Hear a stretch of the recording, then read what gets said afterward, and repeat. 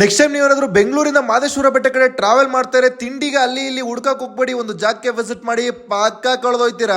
Just because ಒಂದೇ ಒಂದು ಗಂಟೆಯಲ್ಲಿ 1000 ಇಡ್ಲಿ ಖಾಲಿ ಆದ್ರೂ ಕೂಡ ಜನ ಕ್ಯೂ ನಿಂತ್ಕೊಂಡು ನನ್ನ ಕೊಡಿ ಅಂತ ಲಿಟ್ರಲ್ ಆಗಿ ವೆಯ್ಟ್ ಮಾಡ್ತಾರೆ. ಜಾಗ ಯಾವ್ದಂತ ಡೀಟೇಲ್ ತಿಳಿಸ್ಕೊಡ್ತೀನಿ, ಈಗಲೇ ಒಂದು ರೀಲ್ ನ ಸೇವ್ ಮಾಡ್ಕೊಳ್ಳಿ.